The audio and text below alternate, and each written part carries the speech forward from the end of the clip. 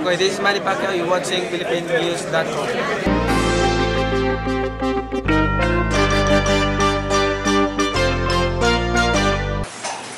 Punong-puno na pala yung call. Magandang hapon sa inyo. First of all, I would want to thank, of course, Gabby Moraleda for the very gracious and generous introduction.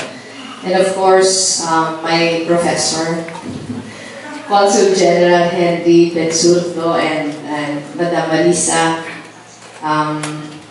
siyempre si Deputy Conchen, Ascalona and Madam Cecile, and the entire family of the Philippine Consulate here in the Bay Area, Mr. Richie Hira, Executive Vice President of the UP Alumni Association, and the members present, Ambassador Romeo Arguelles and Dr. Azucena Arguelles, our Filipino-American elected and appointed officials, and the other elected and appointed officials present here tonight, leaders and members of the Filipino-American community in the Bay Area, magandang gabi po muli sa inyong lahat. I actually have a speech prepared, but as I was sitting there listening to Conjen and to Gabby, sabi ko sa sarili ko, hindi ko na lang yata babasahin yung aking speech. I think you prefer that I be more candid tonight, in as much as this is not the first time that I'm meeting everyone. I was also here last year in the same hall. Iba nga lang yung arrangement. Parang dati yung stage andito. But I'm very, very glad to be back. But before I proceed, I would want to give a special thanks to Gabby and to Conjen. Alam niyo po, I wasn't expecting this to be as formal as this one, and with a crowd as big as this one.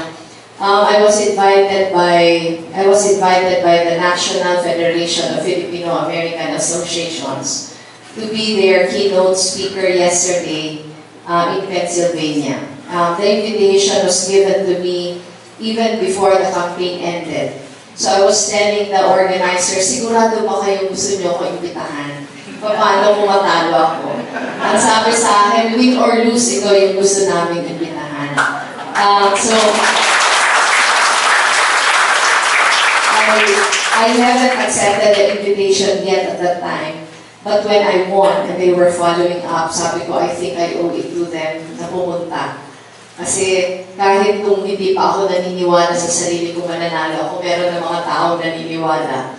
And when the trip to Pennsylvania was finalized, I asked my staff to get in touch with Gabby.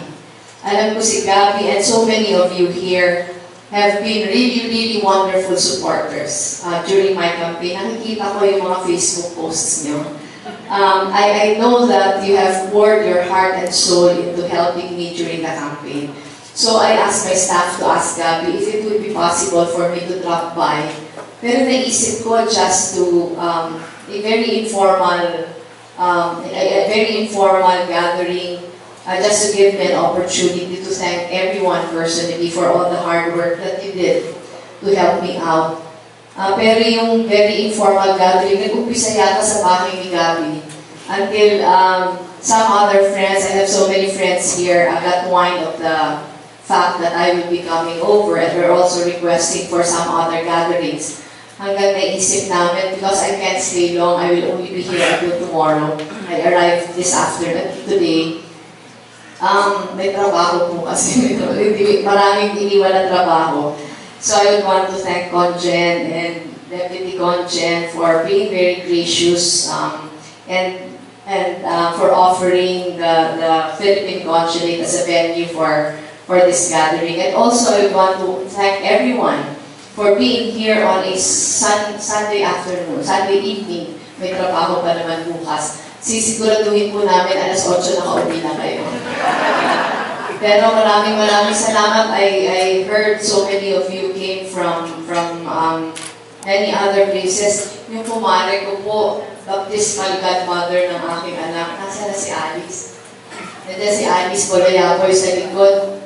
nag-fly pa siya from LA. I heard some other people flew from LA just to be with us tonight. Maraming salamat.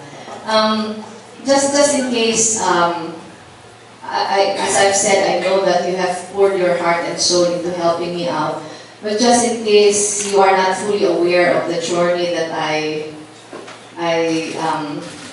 went through from the time I was here in March until today, so much has happened already.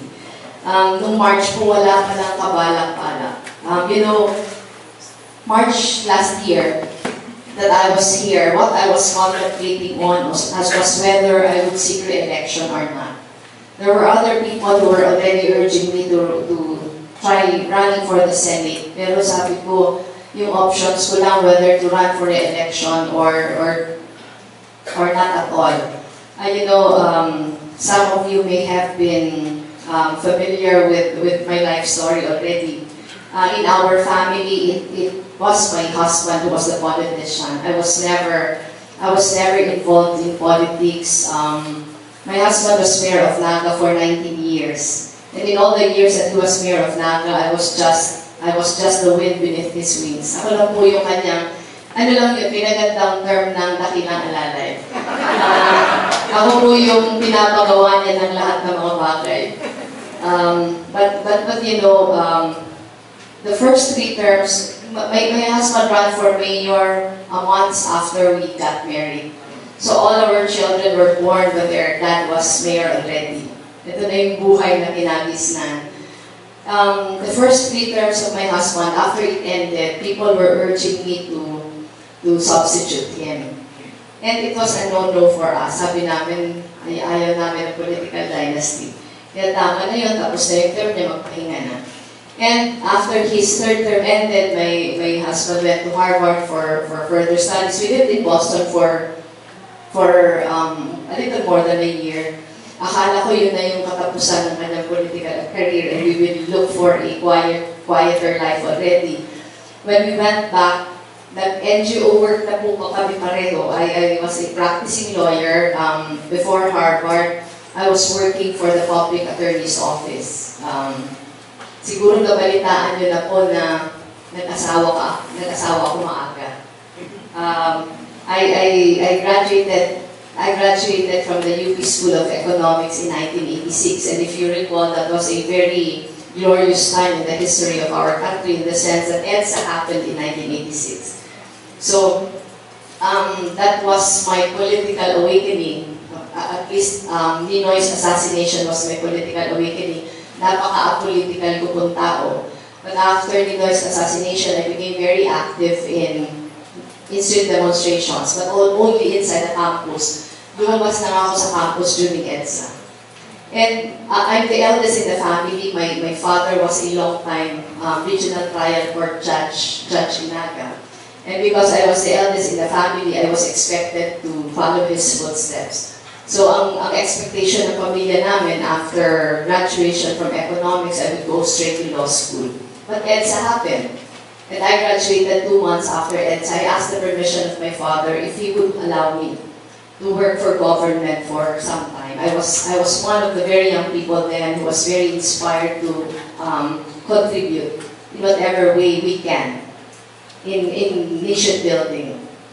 I was allowed to work basta tumatanggap ako, pero 1 taon lang. Kasi after 1 year, kailangan na ako mag-law school. So it was a fair enough deal.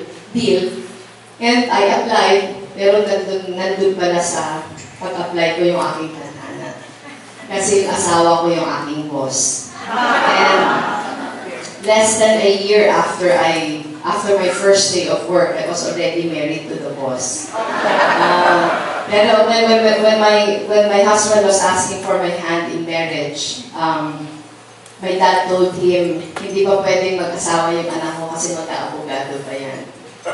My husband promised my dad that even if we're married already, he'd make sure that I would still become a lawyer.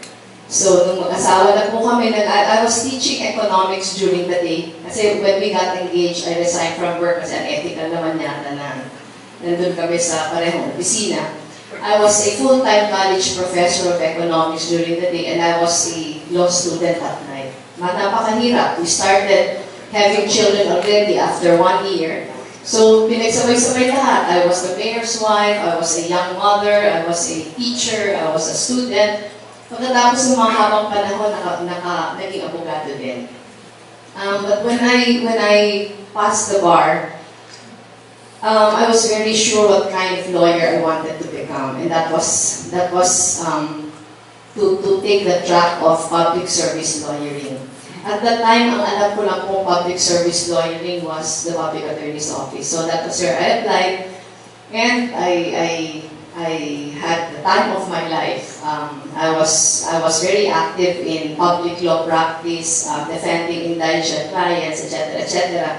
But then Harvard came along, and my husband decided to bring the entire family with him. Pagbalik namin after Harvard, my husband decided to join an NGO devoted to urban poor and housing. Yun yung NGO ng asawa ko. Ako naman, pagbalik, there was no space for me anymore sa public attorney's office because the position I left has been filled up already. I found an NGO also devoted to alternative lawyering. Yung alternative lawyering po, hindi kami yung mga abogado na kabihis. Pero kami yung abogadong pumupunta sa mga communities. Kami yung grassroots lawyers. We would go to farming communities, fishing communities, yung mga kliyente namin, yung mga walang-wala. Hindi kami yung traditional lawyers, pero kami, we were translating the laws into the dialect so that they can be easily understood by the people, with the belief that if people know of their rights under the law, they will be in a better position to fight for their rights. So yun yung naging trabaho ko. I found fulfillment there. I was there for 10 years. My husband went back to politics. He ran again as mayor, finished another 3 terms. He finished his 3rd term in 2010. After he finished his 3rd term in 2010, that was his 6th term already. Again, his supporters were pushing me to take over. Because my husband didn't want to run for Congress. Sabi niya, hindi ako bagay sa Congress. Bagay ako executive lang. But I declined. Sabi ko over my dead body, I will never join politics. But that was before. A few months after his term ended, he was appointed by President Aquino as his Secretary of the Interior and Local Government. So that was when our lives sort of changed a bit in the sense that my husband had to transfer to Manila because that was where his work was. So from 2010, he was in Manila already during the weekdays with my 2 daughters who were already attending college in Manila. I was left in Naga with my youngest. Alam niyo naman yung nangyari, 2 years into his term, na-aksidente yung asawa ko in a plane crash. And that was where our lives were, siguro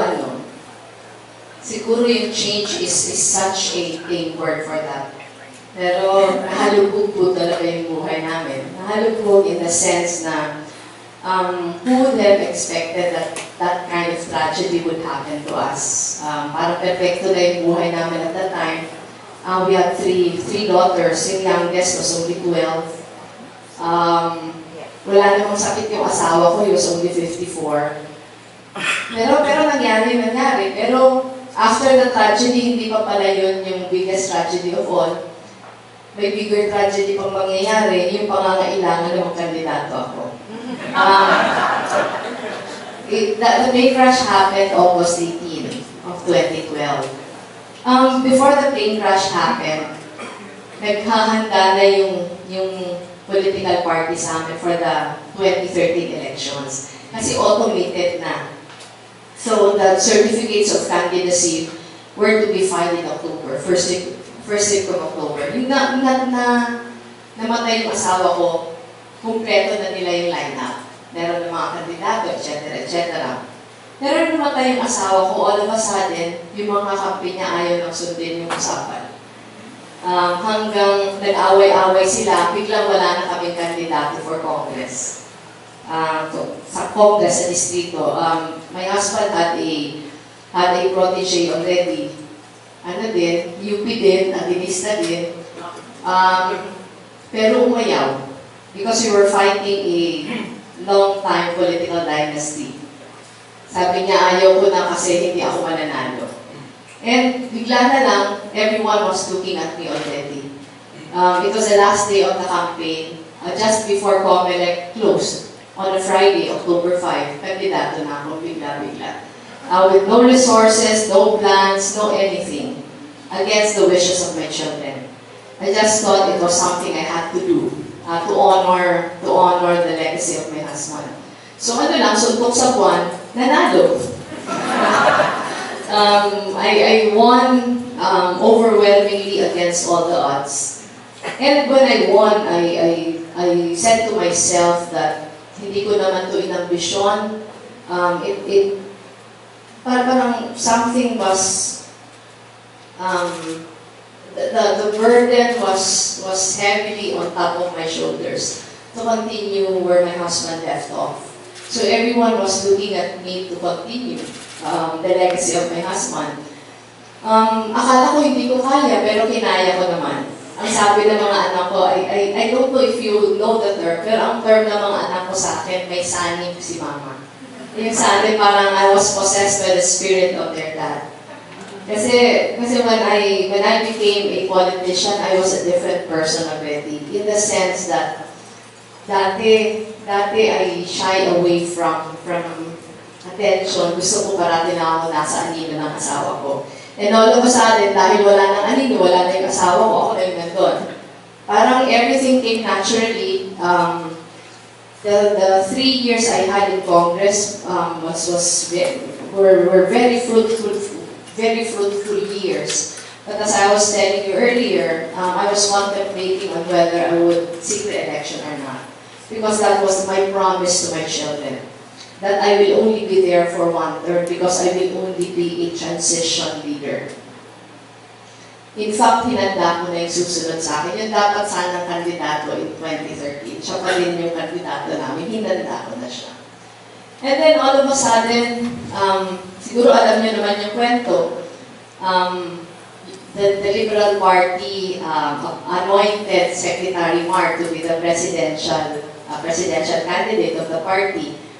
And the party was looking at Senator Grace Poe na maging Vice President. Pinagdadasal namin na tanggapin niya. Kasi tingin namin, dream team sana kung tinanggap niya. Pero hindi niya tinanggap. And kung hindi niya tinanggap, all eyes were looking at me already. It was a very difficult decision in the sense na kung nahirapan nga ako mag-decide to run for Congress, lalo naman ito. Parang I knew in my heart that there were so many people in the party more qualified than I was. There were so many other people in the party who were more experienced and who understood politics and would have, I thought, a greater chance at winning. Pero hindi ganun yung nangyari. Bigla na lang sa akin na nakatingin. I said no several times. I said no to Secretary Mar, I said no to the President several times, but they were persistent. Yung mga anak ko ayaw na ayaw talaga. And I told them that even if I feel that this is something I had to do, without the blessings of my children, I won't do it. Because it will be very unfair to them in the sense that if I go for it, they will be in the line of fire also. So, mahaba yung kwento, pero to make the long story short, ayaw ko na ayaw, tapos parati nila sinasabi, there's no plan B. But even if they were telling me there was no plan B, sinasabi din nila, you can also say no. Because it was your choice. And even if you say no, we will not treat you differently. In fairness to the party. There was so much pressure in the sense that everyone in my family didn't want me to run. Everyone who loved me didn't want me to run. My constituents didn't want me to run. Because sabi nila, pag iniwan mo kami, baka makabalik yung nilabanan natin noon. Pero siguro yun yung sanib ng asawa ko. Parang the impossible became possible. Dumating yung panahon, pumayag yung mga anak ko. Dumating yung panahon, I woke up one day feeling that this is something I have to do. So I did it. Mas lalong malaking suntok sa buwan. Kasi running for a national post is no joke. Ang kailangan mong pera napakalaki. I had nothing. I was telling the party, I was telling the president that I cannot bring anything to the table because I have none at all.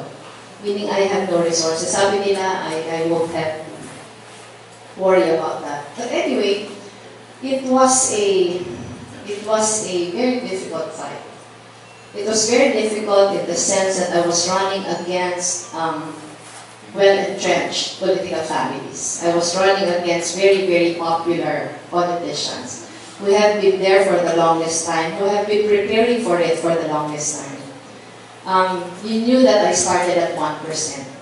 And I'm just so glad that I'm here this afternoon because marami sa inyo kabahagi ng 1%. Kahit nung panahon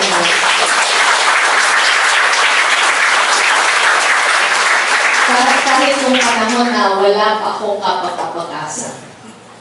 Many of you here in the Bay Area already put your stakes on me. Kaya, yun, maraming salamat. I started at 1%, I was number 6 of 6 candidates. Paunti-unti umakyat.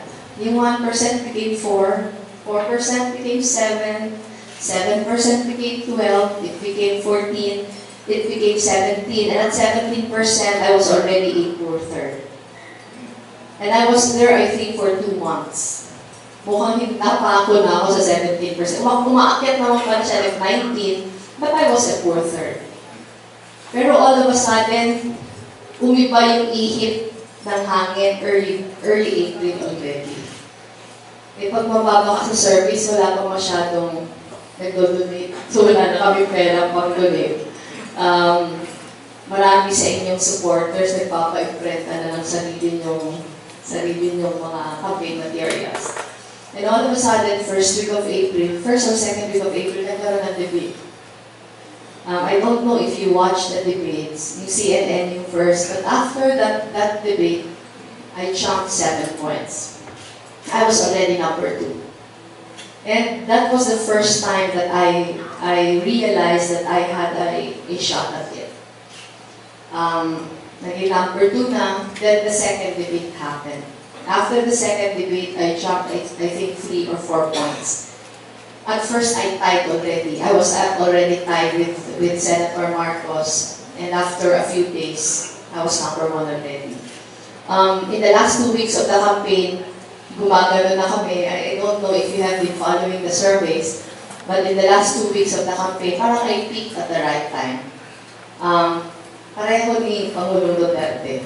Ano din siya, nasa dulo din nung umpisa, nag-peak din siya at the right time. The last 5 surveys, I was number 1 in 3 and number 2 in 2.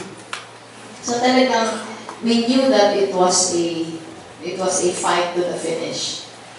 I don't know if you were also following the results pero yung first few hours of the counting, I was losing. Pero nung natatalo na po ako, nagsimula mga 7 o'clock yung counting, 9 o'clock, talong-talo na ako, almost a million votes already. Nabuhayan lang ako when I asked my campaign staff, ano na bang mga presinto yung pumasok? Ang sabi nila, Region 1, Region 2, Region 3 sa NCR. Eh, meron na kaming advance copy ng ibang regions because of our watchers. Sabi ko, ang laki ng panalo. Ang laki ng pag-asa mananalo ako. And if you're active in social media, siguro nasundan niyo na at about 10:30 in the evening, so many nerds already, so many mathematicians were already predicting that I will overtake Senator Bongbong at 3 a.m. And medyo accurate yun, na-overtaken ko siya at 3:30 a.m. And the rest is history.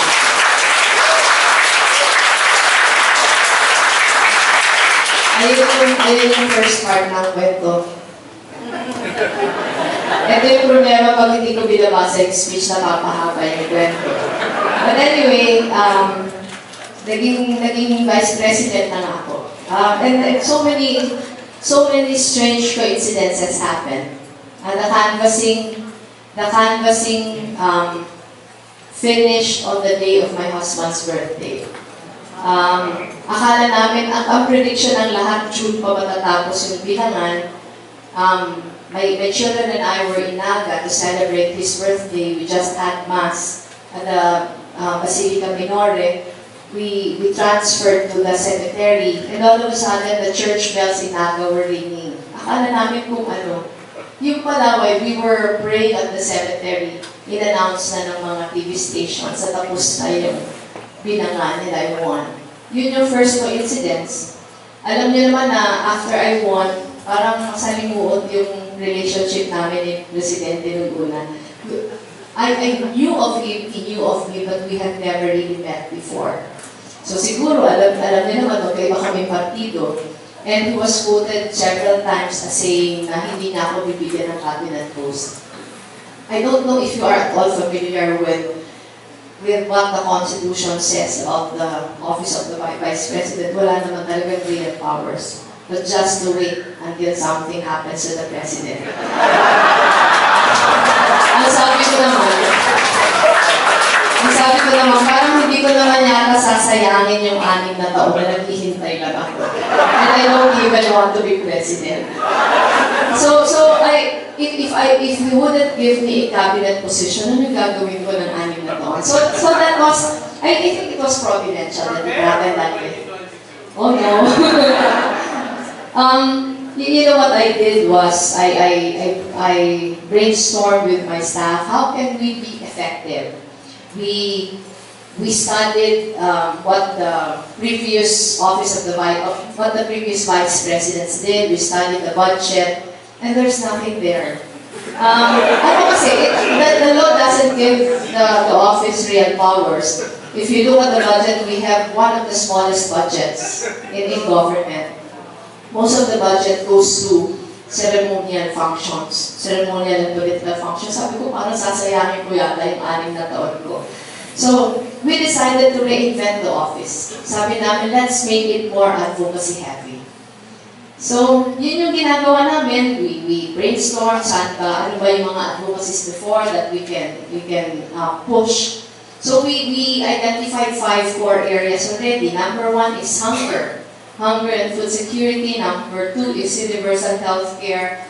Number 3 is public education. Number 4, rural development. Number 5, empowerment. So, nag-decide na kami, that's what we were going to do. Wala namang pera for that. Sabi namin, we will try to check where we can save on items. One of the things that we saw was the Office of the Vice President was paying a huge rent for the Coconut Palace. So sabi namin, kung makahanap tayo mas maliit na opisina, hanap tayo mas makasave tayo. And now we transferred to a new office already and we're able to save 200,000 a month in rent. So we have an extra 200,000 a month, and just last week, the Department of Budget and Management already allowed us na yung nasa-save namin ng 200,000, we can use it for other items, especially advocacy. But 200,000 a month is not enough for advocacy work. And if you look at the mandate of the office, we don't really have powers to implement programs. We do not have that mandate. So, we're in the process of trying to redefine everything. Pero nakita namin, we will be the secretariat and the clearinghouse for private and public partnerships for these advocacies. So that's what we're trying to do now. Mondays to Thursdays, we're taking care of the supply side of it. Fridays and Saturdays, those are my Gaylayan days. That's the time that I go to the provinces, to the poorest barangays of the 20 poorest provinces. We're doing that now to do a listening tour and find out what the needs are, and then complement that with the resources existing. Marami po kaming na-discover. Ang isa, napakarami ng mga private citizens and organizations that are just hanap lang ng paraan kung paano makatulong. Even the embassies, we have been meeting with the foreign embassies based in the Philippines. Napakarami nilang resources na gustong ilaan. They're just looking for people to trust. There are so many organizations doing programs already, but the programs are not coordinated. So we are not able to maximize resources. One example para hindi na mahaba masyado. Halimbawa, hunger and food security. We have a long list already of private organizations already doing a lot of work on hunger. Pero karamihan po sa ginagawa nila, feeding lang. Feeding lang ng feeding ka. Ang dami na namin ang ginagastos ng feeding. And we belong to that school of thought na naniniwala na feeding alone would not stop malnutrition, would not stop hunger. It has to be a comprehensive plan to combat not only hunger but also poverty.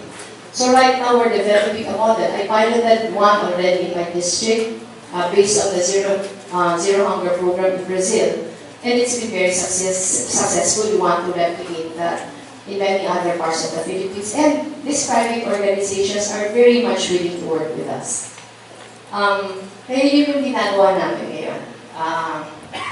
Our days are filled with meetings, our days are filled with brainstorming sessions on the supply and the demand side of it, and we're excited.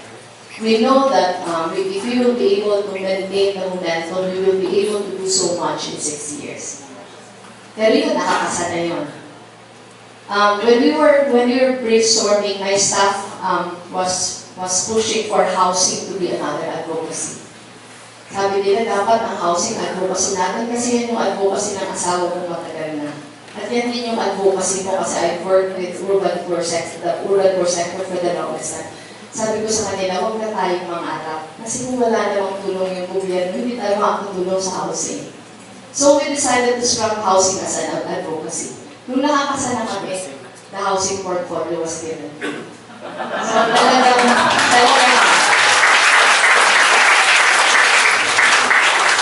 talagang everything according to God's plan.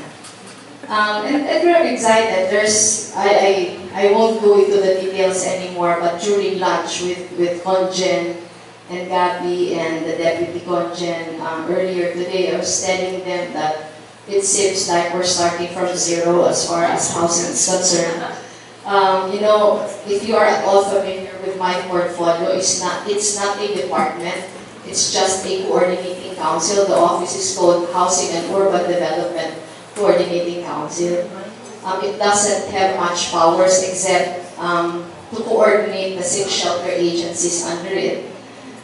But I think that very limited power has not in fact been maximized in the last few years. Kaya marami tayong problema sa housing. Pero I intend to change that as long as we get the full support of the President na tingin ko naman ibibigay. So now, the good side of it, I think you saw already in the news that mabait naman sa akin yung ating Pangulo.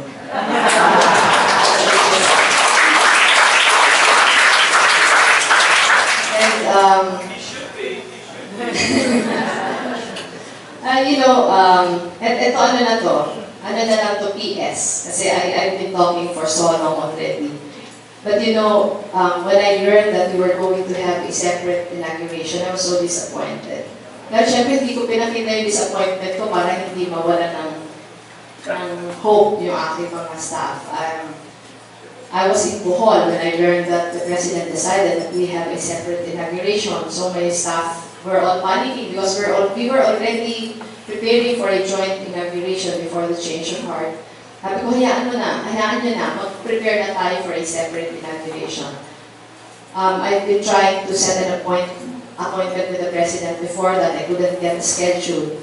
Tamang-tama, the day before the inauguration, I got an invitation from the Armed Forces of the Philippines, inviting me to their turnover of command, and I saw the guest of honor was the President. Sabi na staff ko, Ma'am, are you going? You don't have any role in this. Sabi ko, yes, I will go because the president will be there. Sabi ko, that will be my opportunity to meet him personally. So talagang tinapalang ko yung mukha ko, pumunta ako. And when the I got there earlier. Nung dumating siya, talagang kinakabahan ako. Sabi ko, what's the worst thing that can happen? The worst thing that can happen is, di ba, i-dead ba na ako? He won't acknowledge me. Pero sabi ko, wala namang mawawala, di ba? But you know, when I approached the president, it was very warm. Sabi niya, nagkakilala din tayo. Sabi niya, kung hindi ko pala dahil sa AFP, hindi na nakikita. So I explained to him, Mr. President, I've been trying to set an appointment. Magpapaalam na po ako sa iyo, pwede po ba tumawag ako sa office, so magsiset po ako ng appointment. And the President said, anytime. That was a Friday. On Sunday, his office called, I already had a Monday appointment. Kaya ito yung sinuot ko ngayon. Kasi ito yung suot ko. Ito yung suot ko nung binisita ko si Paolo. But you know, in fairness to the President, when I visited him, he was very warm. It was really very warm. It was very candid. Ang pinag-usapan namin, ito chismis na. Sabi kasi ni Gabi, to treat you as family. Yung pinag-usapan namin, you know, may mga parallelisms kasi yung buhay namin. Pareho kami probinsyano, pareho kami reluctant, pareho kami parang hindi nahanda sa immensity of the work ahead of us. So, pinag-usapan namin how we were adjusting to our new life, na kung paano kami naiilang sa protocol, paano kami naiilang sa security, etc. It was really a very warm meeting. It was a Monday. On a Thursday, I was offered the housing portfolio. And I've attended, I think, two or three cabinet meetings attended. It's been a very cordial, it's been a very warm and cordial relationship. We don't agree naman sa lahat na issues, but in all the issues that we do not agree on, I think he respects my position. I've been very vocal about many things, and he respected them. So now, there is so much work to be done. But, you know, the reason also why I'm here is to tell you all that government can't do it alone. We need all the help from the private sector that we can get. And the Filipinos in the Bay Area are among the luckiest. Hindi naman luckiest kasi pinagpaguran nyo din. Hindi lang naman yung luck. But you know, you are aware that you are in a much better position than all the other Filipinos elsewhere in the world. And we are so proud of all the achievements that the country is so proud, hindi lang ako, of all the achievements that you have been reaping for yourselves and for our countrymen. We have many elected officials who are here, mga mayors, my vice mayors, my councilors, etc. And really, that's something that we should all be very proud of. Pero this is also an invitation for all of you to become more involved, to become more engaged. There are so many opportunities to partner with. Pwedeng private pa din yung papartneran nyo, pwede namang gobyerno, etc. But I think this will be very beneficial to everyone. In Naga, where I come from, we have established the first ever migrant resource center, and offering services for all Filipino workers who are just planning to work or are planning to go back already. We have pre- and post-deployment services. Kabahagi na po dito yung paghahanda, trainings ng mga aalis, sisiguraduhin na kiniklear na muna na hindi sila magiging biktima ng illegal recruitment. Pag naka-deploy na yung mga workers, yung center nag-aasikaso ng legal services, communications, health issues, etc. of the workers. At pati yung remittances na pinapadala, tinatrain yung pamilya para magamit din sa tama. Makapag-umpisa ng negosyo, mga train para yung mga nagtatrabaho sa abroad na gusto nang umuwi, may choice silang umuwi. Kasi there's a future waiting for them there. It's what we've been doing in Ando. We started that in December of 2015. And that program has been recognized by many international organizations already. It's something also that we can replicate elsewhere in the world. So that is also an avenue where you can be involved in.